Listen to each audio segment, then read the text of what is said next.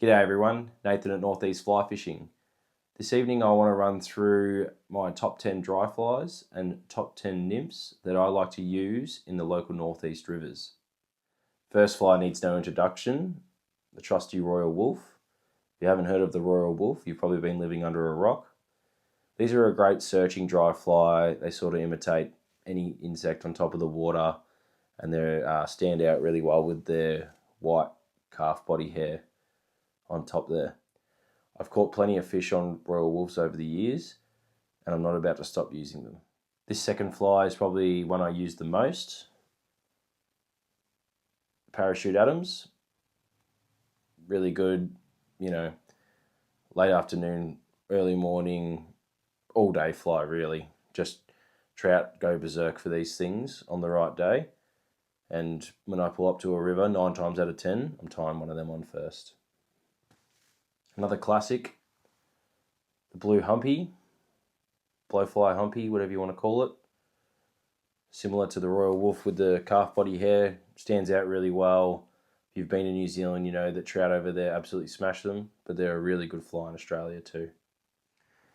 The elk-hair caddis, another great fly. If there's a caddis hatch on and you put one of these out there, whether it be standard or your snowflake tied ones where they're all white, trout absolutely smash these. Had some awesome evening sessions on the elk-hair caddis dry fly. Another good fly in New Zealand is the cicada. When the cicadas are chirping and the trout are busting up on them, these are very deadly. Not so much in Australia. Certainly, like last year was a really good cicada season, but you sort of got to pick your years with these. But in New Zealand, the trout absolutely love them. This fly, the Royal Rubber Leg Stimulator, a few people are probably shaking their head, but these things are so effective, it's not funny. You might, be umming and ahhing what to tie on. 9 times out of 10, if you throw one of these over a hungry trout, they're going to absolutely smash it. The Royal Rubber Leg Stimulator. Obviously, Jan and Feb, sometimes March, hoppers. I find this pattern very, very effective. In my areas, must match the colour of the grasshoppers a lot better. It's foam too, so it floats all day. Like a little bit of floating, and it'll just float all day. And if you've ever had a good hopper session, you know how fun it is.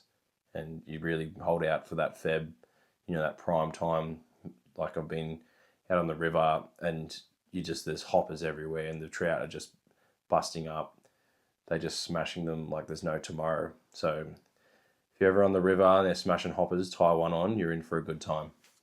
This is another similar, like if you're a hopper / stimulator, it's the PMX, that's a parachute PMX. Really good, big, dry, same thing. Floats really well, rubber legs, gets the fish's attention.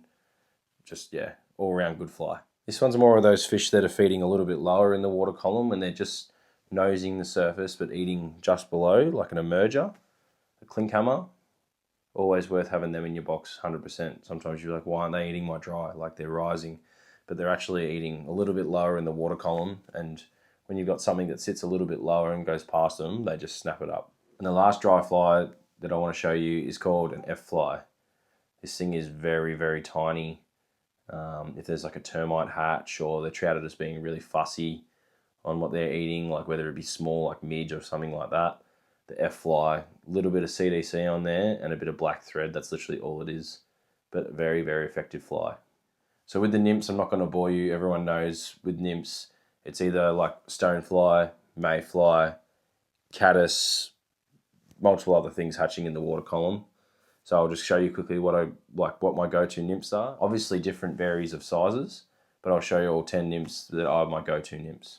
You would have seen in my late season videos, the SpaceX nymph, very, very effective. Pink tag at the back, bit of a CDC collar, heavy tungsten bead, gets down there, really gets the fish's attention, and they smash them. Another bright one is your orange bead-headed, that's just like a hare's ear nymph that I've tied up, but orange beadheads all year round, rainbows, absolutely love them. This would hands down be my favourite pheasant tail variation, not only to fish but to tie. A hotspot pheasant tail. I'll put a link at the end of the video how to tie that fly. Very simple and really super effective fly. That tiny little bit of orange hotspot at the back just really triggers the trout's attention. The next three are all pheasant tail variations. That's just your classic flashback pheasant tail.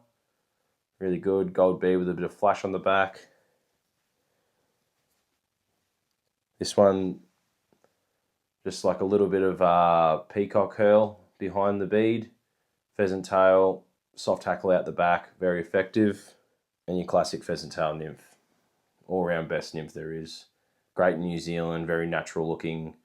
Fishermen are like a size 16, size 14, heavy bead. Absolutely love them. This next one is your heron copper, classic. Sure plenty of people have heard of the heron copper before. Also a different hare's ear variation that I like to tie and use a lot is a red bead with a red rib down the hare's ear. Super effective. Next one, Copper John. I'm sure you've heard of a Copper John before or fished a Copper John before. Really good stonefly or mayfly imitation. A little bit heavier too, gets down quick.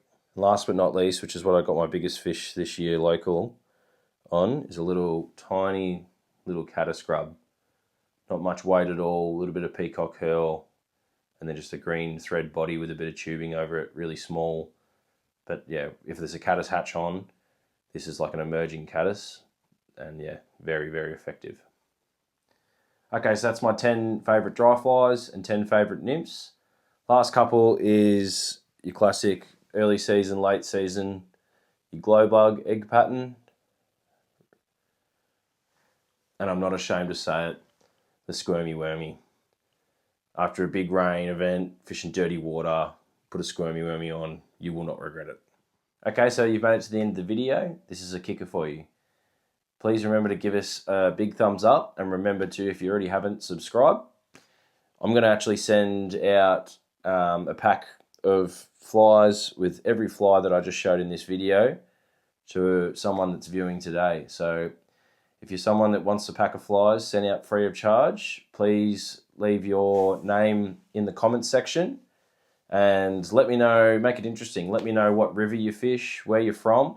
Obviously, I'm not going to send them out of Australia, but I'm happy to send them anywhere in Australia.